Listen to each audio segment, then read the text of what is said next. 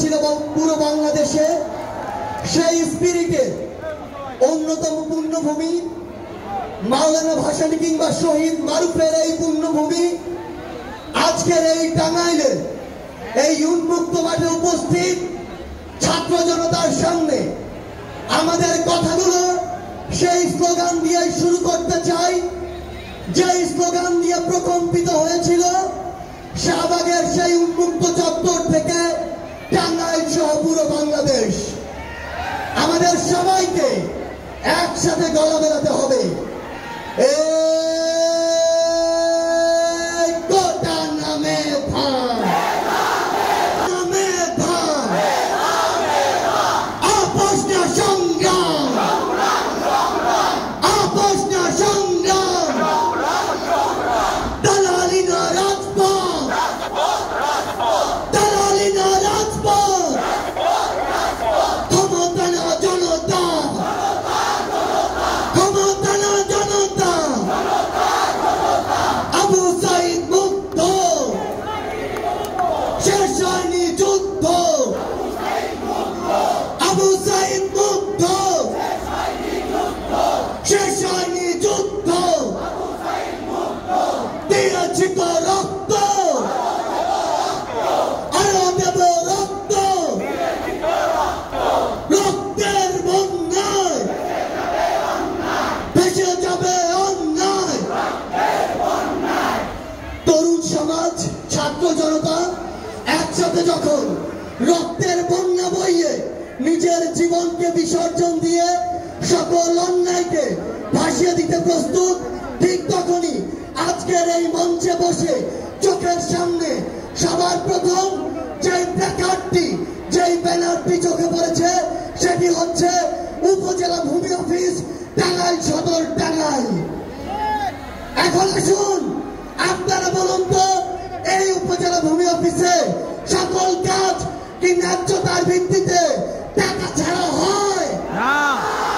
তাহলে টাকা দিয়ে আমার ন্যায্য অধিকার এই ভূমি অফিস থেকে আদায় করে নেওয়ার জন্য আমরা কি ওই অভ্যুত্থান ঘটিয়েছি? তাহলে আজকে থেকে শুধু এই ভূমি অফিস নয়, আপনার এই টাঙ্গাইলের যে কোনো অন্যায় দেখলে আপনারা অবশ্যই আপনাদের ব্যক্তিগত জায়গা থেকে সেই প্রতিবাদটি জানাবেন কিনা? আমরা জানতে পেরেছি আপনার এই যে মেডিকেল কলেজ, এই মেডিকেল কলেজের নাম ছিল টাঙ্গাইল মেডিকেল কলেজ, ঠিক কিনা?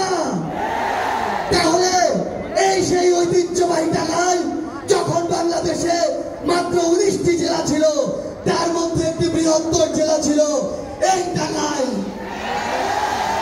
সেই টাঙ্গাইলের গৌরবকে ছোট করে যখন কোন খুনির নামে বাংলাদেশের এই গুরুত্বপূর্ণ জেলায় একটি মেডিকেল কলেজ থাকে, সেটি কি আমাদের স্পিরিটের সাথে যায়?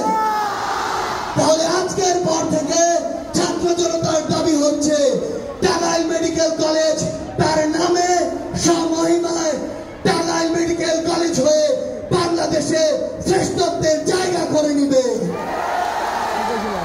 আমরা আপনাদেরকে স্পষ্ট করে জানিয়ে দিতে চাই, ওই মেডিকেল কলেজে আপনাকে যেতে হয় একটি অপারেশনের জন্য, একটি টিকিটের জন্য সবচেয়ে কষ্টকর অবস্থায়, কিন্তু ওই দালাল ধরা ছাড়া আপনার একটি কাজও কি ঠিক মতো হয়?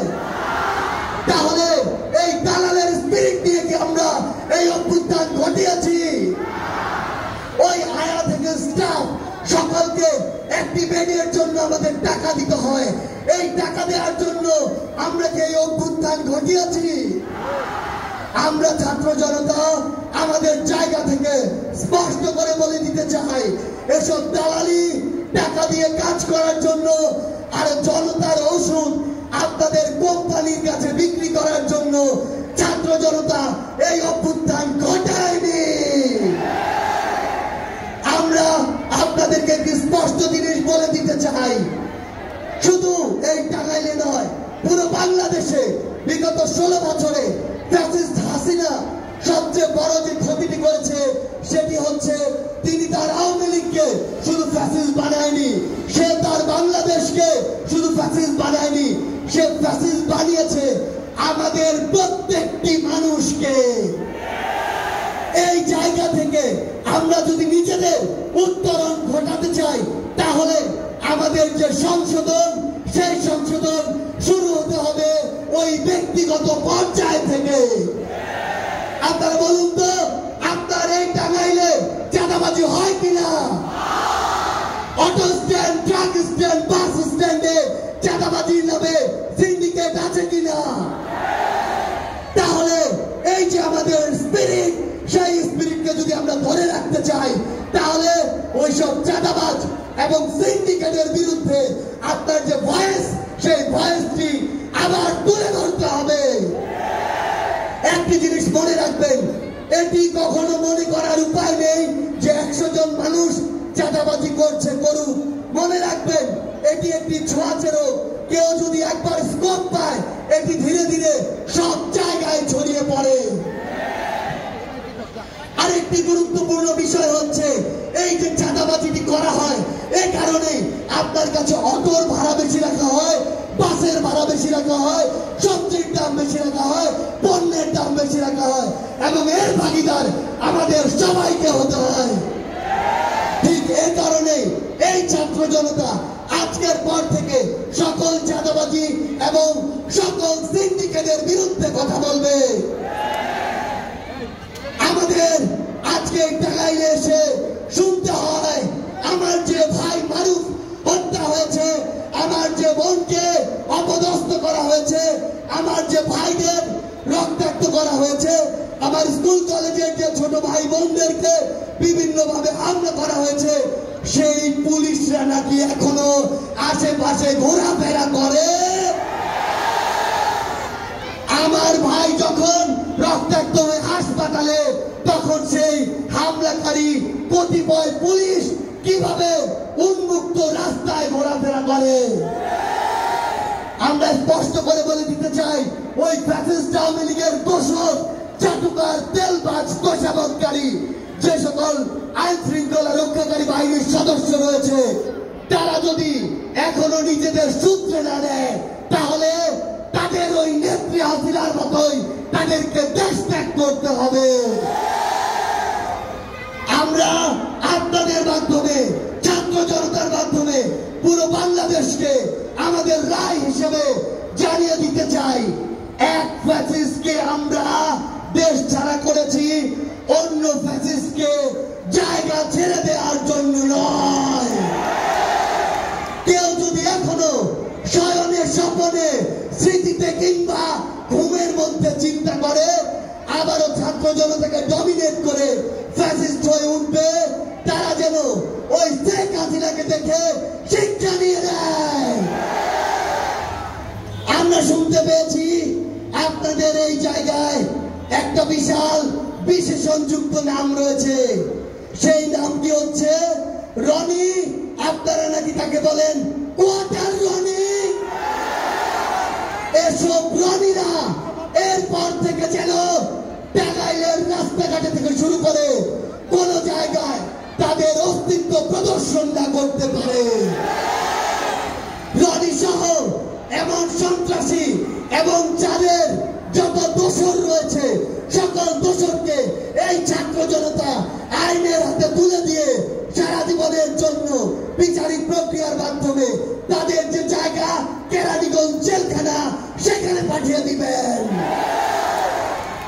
এবার আমরা আমাদের এই যে ছাত্র ভাইরা, ছাত্র বোনেরা রয়েছে, তাদের উদ্দেশ্যে একটি কথা বলতে চাই। আমরা চাই আগামীর যে বাংলাদেশ হবে, সেই বাংলাদেশের নেতৃত্ব আপনারা দিবেন। আমরা চাই ওই সংসদে গিয়ে আপনি একজন এমপি হবেন, একজন মন্ত্রী হবেন, একজন প্রধানমন্ত্রী হবেন। আপনাকে ওই সংসদে একজন পলিসি মেকার হিসেবে যেতে হবে।